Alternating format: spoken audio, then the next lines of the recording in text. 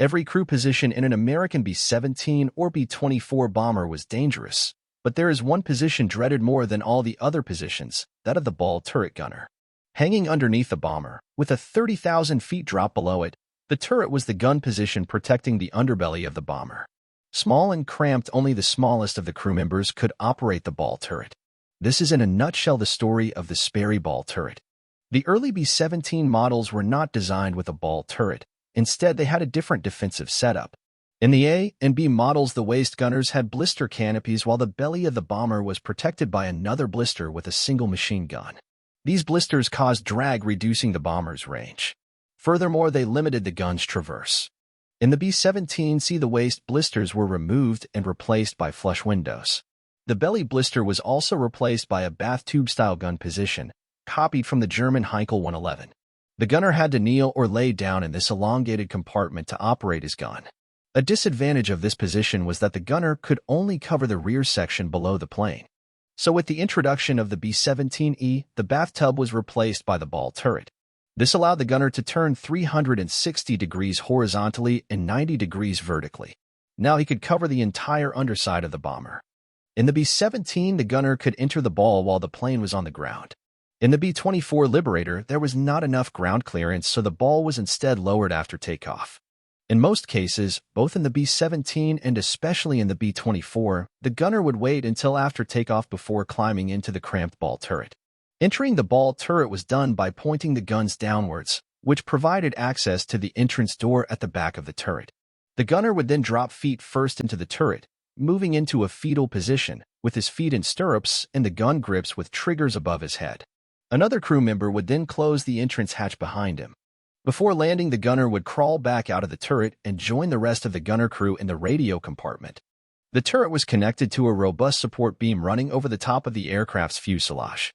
Its movement was controlled by a self-contained electrically driven hydraulic system that could spin at high rates, which was useful for following fast-moving enemy aircraft.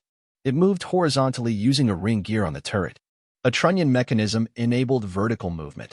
With this configuration, the turret could move vertically and horizontally simultaneously. The gunner used a central window between the weapons to aim. He was protected by an armor plate in front of him. Due to the limited space, gunners would often remove their parachute and store it inside the aircraft. Two Browning and /M 2.50 caliber machine guns were crammed into the turret on either side of the shooter. This supplied great firepower in a limited area. The M/M2 guns were lighter variants of the ground-based M2 machine gun, firing 600 to 800 rounds per minute apiece. Despite this high firing rate, the gunner could only fire in short bursts. There were only 1,000 rounds for both guns, and it was impossible to reload the guns in the cramped space of the turret. The sophisticated K4 gun sight was installed in the Sperry turrets to help aim the weapons. It was positioned above and in front of the gunner's head, with the reticule aligned with his eyes. The K4 sight calculated the needed deflection, lead, based on the gunner's data input.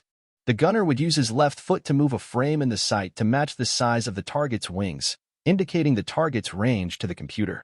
The K4 estimated the target speed using input shafts from the ring gear, as well as the turret's horizontal and vertical movements. With this information, the sight's reticule would automatically adapt to the necessary lead to hit the target.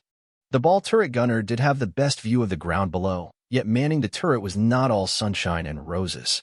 The bombers flew at altitudes where the temperature ranged between -10 to -70 degrees Fahrenheit. To prevent freezing, bomber crews depended on heated suits. However, if the turret lost power, the electricity feeding the suit was lost too.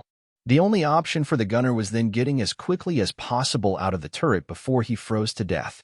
But even if the suit worked, the ball turret was so cramped gunners need sometimes help from the other crew members to get out of the turret, especially after long flights.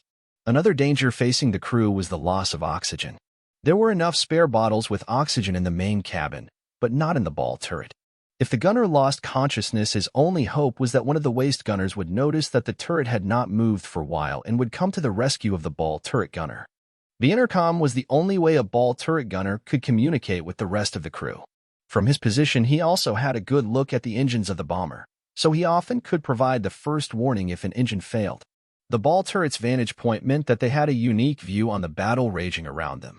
They had a bird's-eye view on the enemy flak and fighters. They were also the ones who could see the fate of the crews of downed bombers.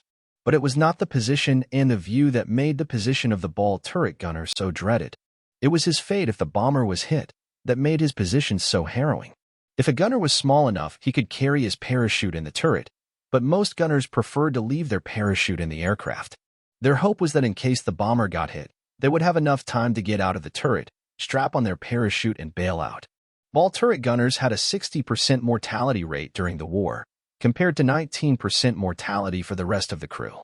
Fighting in a ball turret was a terrifying experience. Cold temperatures, cramped quarters, and the risk of going down with the plane was hardship endured by thousands of gunners who risked their life in perhaps the most unusual vantage position in World War II. Thank you for watching.